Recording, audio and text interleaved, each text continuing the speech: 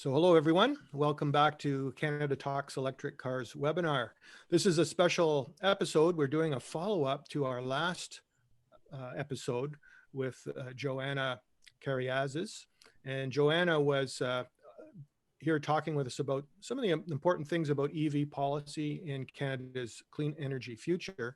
And the response was so great that we couldn't possibly get through all of those questions. And so we picked out the juiciest ones and we've put them together in a special night. So what I'm going to be doing is we're going to go through those questions, and each one of the members of our webinar team will turn ask. But I wanted to introduce everybody to you because some of these folks you never get to see. The first one you still won't get to see. The first person is Chris Guernsey. Chris is from Sudbury, Ontario, and he looks after water treatment for the city. Chris is actually the wizard behind the curtain, as I say, here at EV Society. And among other things, he manages and schedules our virtual meetings and webinars. So Chris signed off before we started recording with the great news that he and his wife have purchased a new home. So within the last hour. So he got the get out of jail free card and off to take care of business. The next person I want to say hi to and introduce is Anise Sharifi. Hi, Anise. Greetings. Yeah. Anise operates a company called Fierce Media, which is a social company that creates marketing solutions for businesses to help them grow while still being conscious of the environment and social climate. And so Anise looks after our social media and lets you know when each of the webinars is coming up. So there you go. And the next person I'd like to introduce is Laura Bryson. Laura is head of operations at Switch Energy, which provides end-to-end EV charging and energy management solutions, family residential buildings and communities. So there you go, Laura, big wave and welcome. These are all the people that work behind the scenes and do all kinds of great stuff to help us have this webinar. And last on the team, but not least, is Jason Arnaud. Jason may have heard he often takes his turn along with Laura in asking Q&A on alternating episodes. Jason lives in Ajax, Ontario, and works in the IT industry. He's a longtime member of EV Society, leads the Society's Scarborough chapter. In the Scarborough area, check out meeting notifications from Jason. So thanks, folks. Appreciate the team. And next, of course, our presenter and the person kind of not in the hot seat, but handling the questions today, and she's a senior policy advisor at Clean Energy Canada. She works to develop and advance policy solutions that address climate change while promoting clean growth with a specific focus on clean transportation, which hits home for us. So, hey, Joanna, thanks for coming back doing this. You're muted. Yep, that's okay. Hi, Tim. Thanks for having me tonight. Oh, it's awesome. Appreciate it a lot. So let's kick things off. We do have, I think, on the order of 17 questions, so it won't take too long to get through those, I suspect. And I believe, Laura, you have the first question. Yes, so let's start off with a question about Canada's metal resources. So question number one, Canada indeed has a significant base of metal resources. So if we wish to divert these to domestic production, that's fine. Canada also on paper has significant rare earth resources, and these are critical for electrical technology development. The challenge is that extraction of these resources isn't a given. A couple of provinces are supporting R&D in this area, but that isn't going to be enough. Joanna, do you have any comments on this? Yes, absolutely. So I think there has been a lot of focus on Canada's metals and mineral resources and how that's a big opportunity to help feed into the global EV battery supply chain. But the person who's asking this question is absolutely right. Currently the opportunity is on paper alone. None of those metals and minerals are feeding into the battery value chain right now. So yeah, there's some work that what needs to happen here. Some provinces and the federal government are starting to take steps. So Quebec is one of the provinces who has done the most. It's backed specific raw material projects like lithium and graphite that would go into EV batteries. And it's also put together a critical and strategic minerals plan that lays out kind of concrete measures as to how we can take better advantage of these materials. The federal government and the Ontario government actually just announced, I believe last week, a list of critical metals and minerals, but there's not really a clear plan for how that list will be used. There weren't any associated announcements of funding to support those projects. It's not clear if projects focused on those critical metals and minerals might get bumped to the front of the line when it comes to permitting and things like that. And so there is work to be done for Canada to take advantage of this. And in particular, we need to be attracting capital to invest in Canadian mining projects. And that's not just Canadian governments that need to be doing that, particularly if the US wants to be using our metals and minerals as they work to become an EV and battery leader, then we want to be trying to attract some investment from the US, from automakers and the like. Great. Jason. Okay. Hi, Joanna. How important is the participation of our electric utilities in the build out of high-speed charging networks for EVs? So they're an incredibly important set of stakeholders that really need to be at the table. So I think when we're talking about charging stations and public charging networks, there's a lot of focus on making sure there's enough with that can kind of go coast to coast, and you don't want to drive more than, let's say, 30 kilometers before you can get to a charging station. So the distance between charging stations is a big focus, but there's just, as you guys know, there's a lot more to it, right? We need to know, how are these charging stations being used? How long are they being used? How popular will one charging station be over another, to the point where maybe we need multiple charge points in a higher density area? And so these are all things that the electric utility, the local electric utility, needs to be thinking about. They need to know, how is demand going to rise? How will it change? What times of day are we going to be seeing these changes? And then they can plan accordingly as to how to upgrade the grid. How can they deploy smart charging and demand management solutions, which are already being piloted by groups like Electra or Ontario Power Generation, right? I think there's been a lot of focus lately on whether our grid can handle a huge increase in EV uptake. And what we hear from electric utilities is, yes, the grid absolutely can. They see it as a business opportunity as long as they can plan for it. And the best way that we can ensure that our grid isn't going to become overwhelmed is to use these demand management techniques, sending electricity to the places that need it when those places or end users need it. Great, thank you. Oh, great. Yeah. And you say, Hey. Are you engaged with Federation of Canadian Municipalities to spur the development of infrastructure or municipal zoning regarding EV charging in multi-residential housing?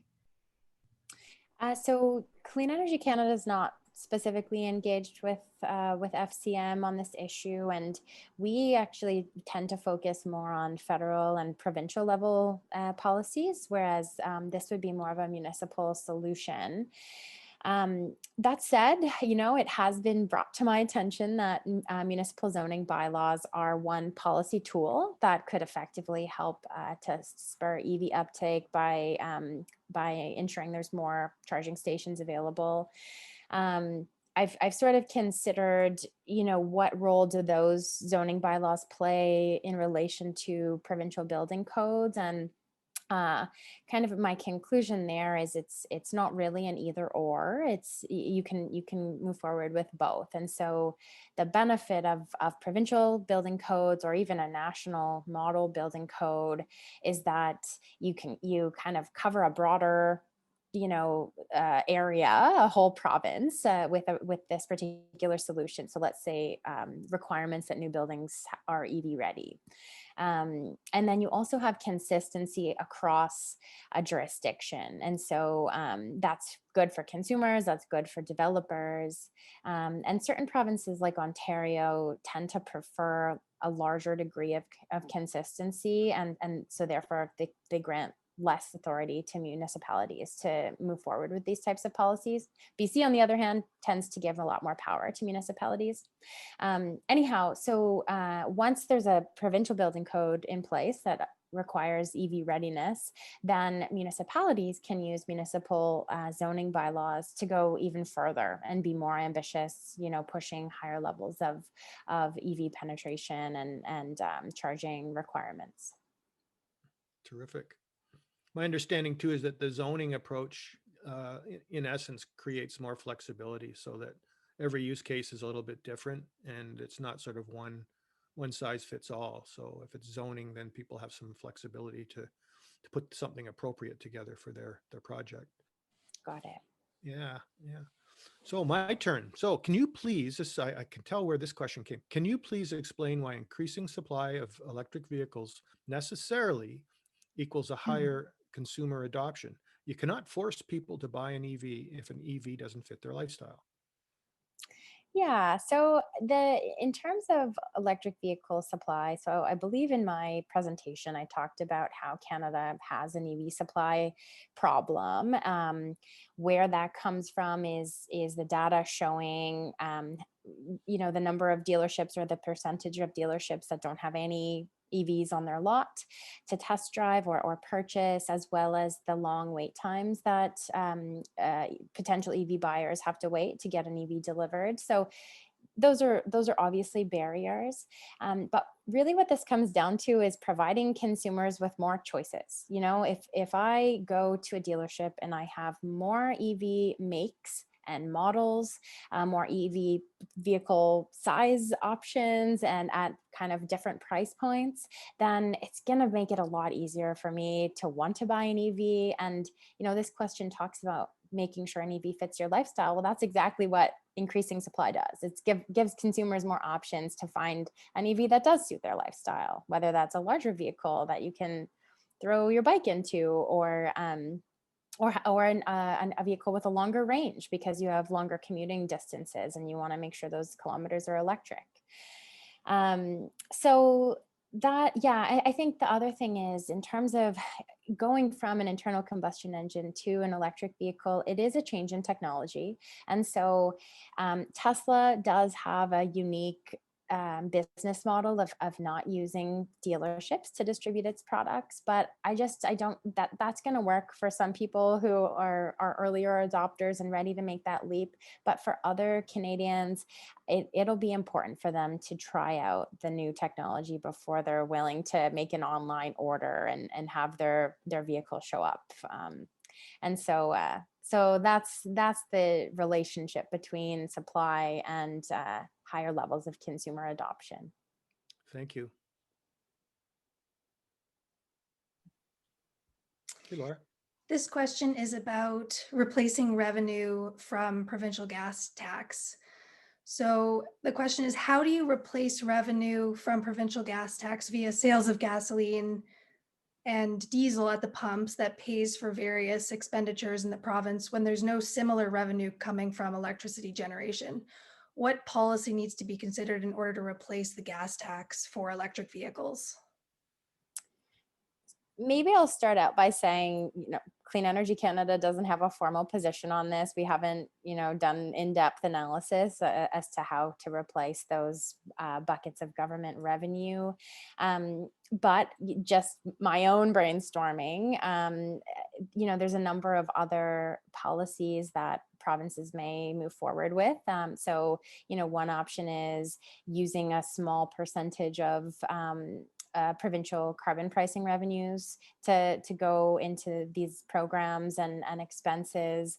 There may be other policies, and this isn't necessarily provincial level, also at the municipal level, that helps to get people out of their cars entirely, like road or congestion pricing. perhaps those revenues can help to replace the revenues lost from the provincial gas tax. But there's sort of a broad range, and it'll depend on what the objectives of the particular jurisdiction are and what sort of policy tools they're exploring. I mean, I believe there's further questions here about a potential fee bait that places a higher a fee or some sort of tax on the higher polluting cars. And so, you know, that's a potential interim option as well. Jason. Okay, this is a long one, so bear with me. It's likely that Canada will soon be sharing the higher US standards for vehicle CO2 emissions. However, higher standards do not necessarily drive EV adoption. For example, Quebec, which sold more EVs than any other province before the ZEV mandate and did not see a change in the trend post-ZEV mandate. Do you think that EV rebates are necessary drivers for EV adoption? So in terms of whether strong vehicle emission standards drive as higher levels of EV adoption, I would argue that they do. If you look at the EU that has implemented some of the strongest vehicle emission standards in the world, we're seeing EV uptake skyrocket. So just in 2020, you know, in the midst of the global pandemic, EV sales increased by 137% in the EU. And that region has now surpassed China as the leading EV market in the world. Norway is another example of a jurisdiction that has very strong vehicle emission standards and also, you know, is the leader in terms of EV uptake. But of course, Norway has a broader package of EV policies, including incentives. And so it's all about addressing the demand side of the equation, making electric vehicles more affordable and easier to adopt by consumers, as well as addressing the supply side that ensures automakers are selling more EVs into the market. When it comes to Quebec and whether the ZEV mandate has had an impact. So it is true, Quebec has offered provincial rebates and so has BC, but Ontario previously offered those rebates as well. And if we look at what the rebate alone can achieve, when Ontario was offering rebates of up to $14,000 per new electric car, much higher than the other two provinces, Ontario still trailed BC and Quebec in terms of EV market share. And so this shows that the ZEV mandate or ZEV standard that Quebec had already put in place and BC had kind of sent the signal to automakers that it was going to be putting in place soon, that really does play a role. And the last thing is, if you look at where the EV inventory in Canada lives, you know, almost 80% of the EVs available for sale are in BC and Quebec. This makes a difference. This drives adoption. Thank you. Denise. How can we emphasize battery size rather than prices as the benchmark for setting the EV rebate amount? Yeah, good question. So I've been thinking about this issue actually a lot lately as we're providing recommendations as to how the federal rebate program might be modified. So I think the key is trying to balance environmental benefits and incentivizing cars that help to reduce emissions or get more emissions bang for the buck. Also incentivizing automakers to deliver longer range electric vehicles. But then finally, you want to bring in the equity piece where you're not helping wealthy Canadians buy a vehicle that they would have bought anyways. And so that's where the price cap comes into place. So, you know, we'd like to see a formula that incorporates all of these elements. So a focus on emissions or environmental performance, on longer range electric vehicles, and on helping to support the most affordable electric vehicles on the market, as opposed to a focus on battery size. I think the all electric range is a better indicator of the how many emission reductions we'll get from a given car. So I think, you know, what we've heard is the federal government is planning to move forward in no longer focusing on the size of the battery, but looking at the all electric range when it's deciding, how much rebate money it will give out for which vehicles. Awesome. Awesome. Thank you. So the next question we received was this one. Many EV makers are supplying provinces where incentives exist, sending very little of their inventory to provinces that don't have those incentives. How can we get provinces to buy into some sort of a national incentive to even out that inventory distribution? Great question. And this is true, right? 76% of EVs available for sale are in BC and Quebec. So yeah, the wording here around a national incentive. So there is a national EV incentive program, the federal ISEV program that provides rebates. But in terms of a national option to improve EV supply, we would really like to see that. And in particular, what we're looking for is a mix of stronger passenger vehicle emission standards that do help to drive EV adoption while also making internal combustion engine vehicles cleaner and cleaner over time, as well as a national zero emission vehicle standard or mandate that requires automakers to sell an increasing percentage of electric vehicles across the country, right? So that's going to help to even out the supply. In terms of how to get provinces on board, I mean, we are seeing kind of a slow but steady kind of momentum, getting more provinces to kind of jump on the EV bandwagon. It tends to be focused on the incentive side of things. So Nova Scotia just announced an EV rebate program. The Yukon and the Northwest Territories already have those programs in place. PEI just announced an EV rebate. So we are getting more provinces excited, but I do think the biggest nut to crack is Ontario. And the way that I think we can get buy-in is to be focusing on the economic opportunity of building EVs. So, we're seeing those investments come into Ontario with Ford and Stellantis and General Motors, although General Motors is on the commercial vehicle side. And so, let's make it easier for Ontarians and Canadians to buy the vehicles that we're making here.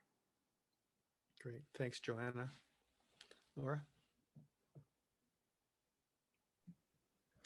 So the next question, if Canada does not get to the table with Biden to set new standards, why don't we adopt the California standards like the 13 states that are following California's lead?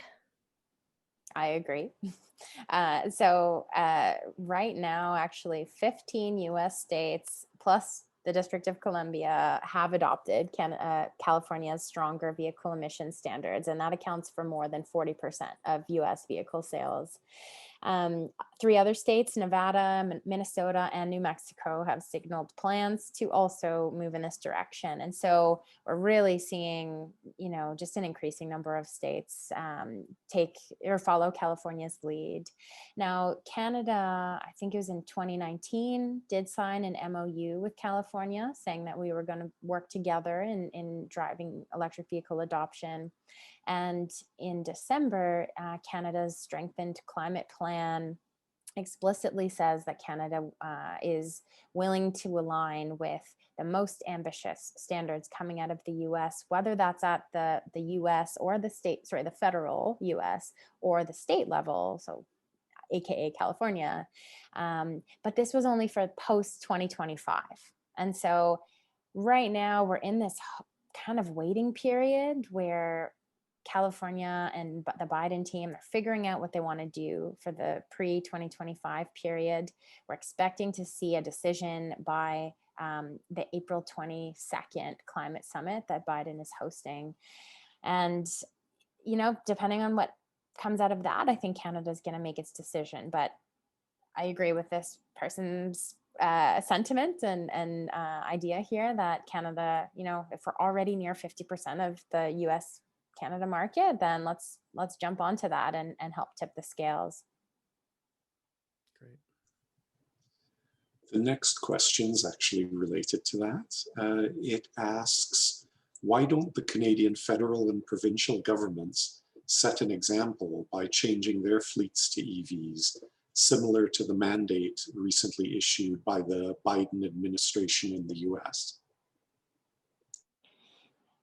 The federal government actually has made pretty ambitious commitments. So under its greening government strategy, the federal government says that it'll, 75% of new light duty vehicle purchases are to be zero emission, with a goal of ensuring that 80% of its light duty fleet is zero emission by 2030. So of course there's more room for ambition there. Let's see that go up to 90 or 95, or even 100. Although my understanding is there needs to be a little bit of wiggle room for special purpose vehicles.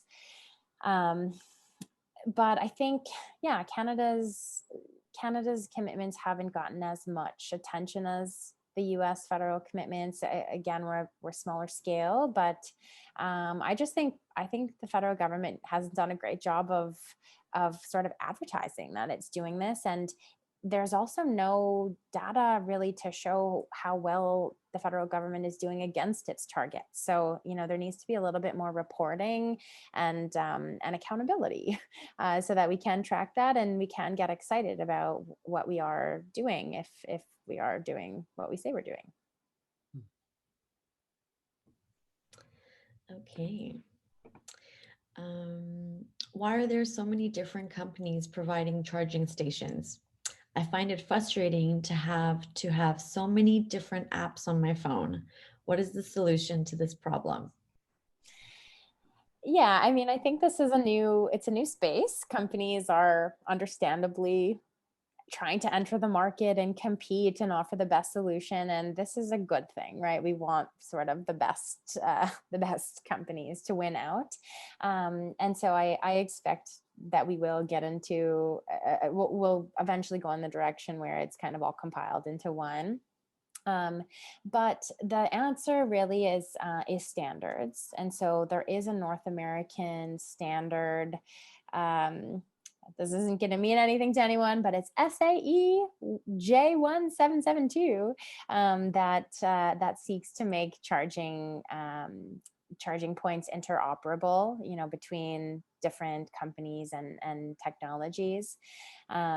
So the idea here is that, you should be able to purchase a home charging station from any charging provider, and then it would be compatible with whatever EV model you have. Now, I know Tesla in particular has, it's kind of specific technology. My understanding is that it offers an adapter that does support connection to other charging stations. But I think currently it is still true that Tesla's public charging stations are only accessible to Tesla drivers. And perhaps that's a way to try to incent people to buy Tesla. But, there are still a lot of non-Tesla public charging options available to EV drivers in the public network. So, and we'll be seeing more and more added. So there should be enough to go around and meet Canadians' charging needs.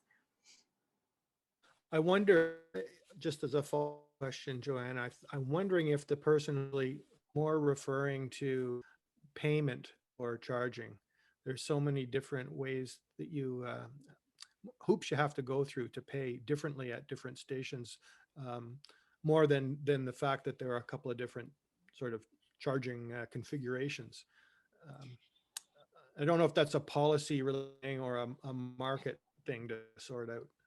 I think there is a policy element there, and I know that the Canadian Electricity Association has been working on this. It's actually kind of legally unclear whether a non-utility can sell electricity, and so I think this ends up making companies or municipalities or the various utilities are utilities, but the various different sellers of EV charging, they're having to kind of get creative, and so they're either selling a parking spot or they're selling charging services, and so yeah, this is an area that needs some clarity, and I think it has to happen at the national level.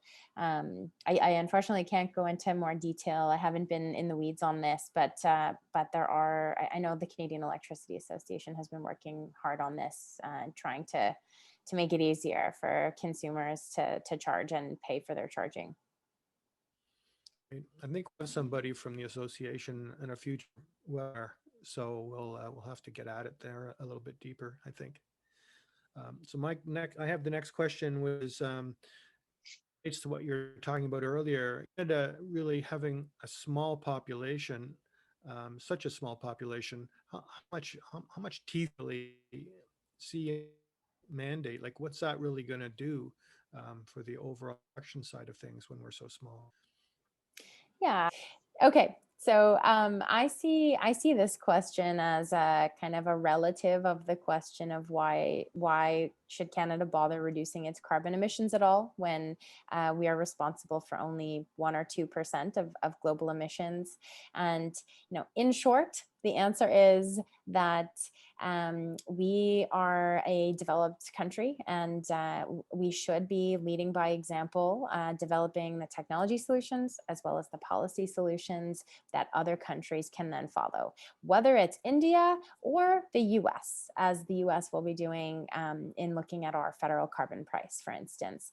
And so if we agree that it's worth Canada reducing its carbon emissions, transportation emissions are the second largest source in Canada, and going electric is one of the best things we can do to cut emissions in that sector. So zero emission vehicle mandate is going to help to drive EV adoption and reduce transportation emissions in the country. Great, thank you. Next question here. What is your view on the used EV car market? Do you see provincial or federal governments following Quebec with their $4,000 used EV rebate? And I should mention that since this was asked, Nova Scotia and PEI both announced rebates for used EVs. Oh, I didn't know PEIs applied to used as well. So yeah, you're sort of providing the answer. The used EV car market right now, it's currently somewhat small, but it's growing as more EVs get on the road. The used market becomes more robust. As you mentioned, already provinces are following Quebec's lead in offering a used EV rebate. Nova Scotia, PEI, BC, and Ontario have non-government incentives. So I think they're kind of through plug and drive or the BC Scrap It program. And we see used rebates for used EVs as a great way to help reach a broader range of Canadians. So 60% of car sales happen on the used market, and if we want to help all Canadians go electric, then we're going to be needing to tap into those communities that can't afford a new car, myself included. So yeah. Hoping to see more provinces follow Quebec's lead, and hoping to see the federal government too. Okay, this question is the opposite of one that you answered earlier this evening. The Max Bell School of Policy in Montreal researched Quebec's subsidy for EVs and concluded that it was not an effective method of greenhouse gas reductions. Have you read the study, and can you comment on the conclusions? So across the studies that I have read, EV rebates show or have been very clearly and positively correlated with EV sales. They are an effective policy in terms of kind of taxpayers financing the purchase of EVs. So it is a more expensive way to drive EV adoption than, let's say, requiring automakers to sell more EVs and figure out how to do that, whether it's through changing their marketing strategy or changing, the prices that they're selling the cars at. But it's not. I think there's more to it. If we're looking at what does that dollar go towards, it's not just helping that one person buy an EV. It's also reducing or improving air quality. It's reducing emissions. It's making EVs more popular on the road so that when I see my neighbors driving it, I'm going to feel more comfortable buying one myself. There's really a lot of these spillover effects. And so in terms of whether it's an effective use of taxpayer dollars, then, you know, I would say, yeah, the benefits accrue to a broader range of Canadians than just that one EV driver. Great, thank you. Okay. Why are provincial power utilities not aggressively promoting EVs, as EVs are a new market for their power?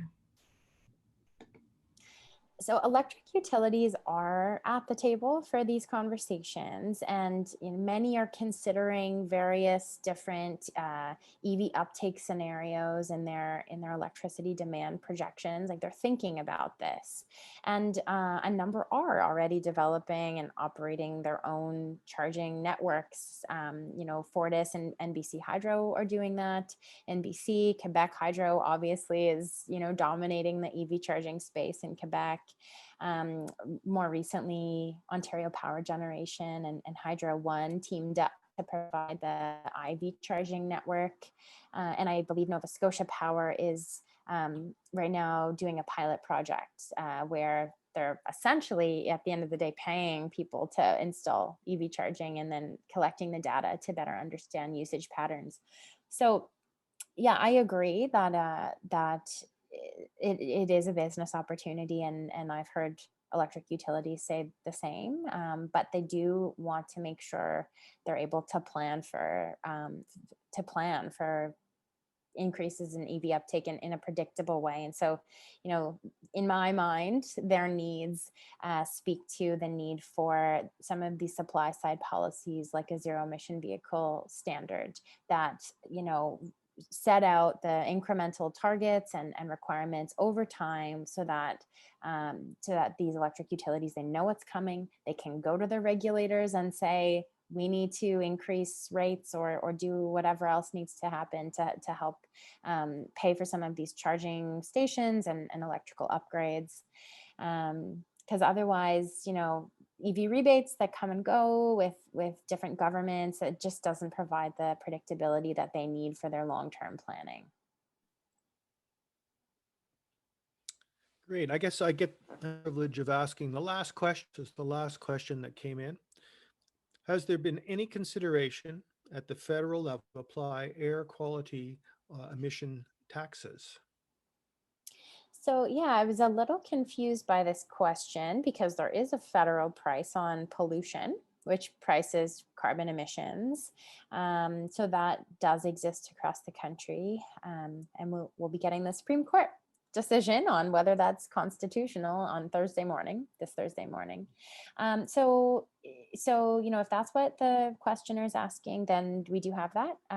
If they're instead thinking about a fee-bate, so a tax on higher polluting vehicles, there is actually also a very kind of old vestige of a policy that exists. I think it's referred to as the green levy, but it's an excise tax on fuel inefficient vehicles. That exists. It hasn't been updated, I think, in decades, and it only applies to a small handful of cars. But I've certainly seen groups advocate for updating that and applying it to a broader range of higher polluting vehicles, and then revenues generated could go towards paying for EV rebates at the federal level. Awesome. That's terrific. Well, I guess that's it. Some pretty good questions, I think, and we did weed a bunch out. Anybody's watching this and didn't hear their question. Some of the questions that they were questions, but they weren't really related questions. So we thought that we save those maybe for a future webinar and topic that's more in line. But that was great, Joanna. Again, thanks so much for talking and doing it. It was good of you to do that. And thank you, as always, to the team, the webinar committee, who works on this every month. So it's terrific. Anyone else have any profound thoughts they'd like to share before we go our separate ways? Nothing deep? No, not profound. Not profound. Yeah. When's my vaccine coming, right? Yeah. All right. Cheers, Take everyone. care, Stay everyone. Bye. stay well. Thanks, Tim. Bye.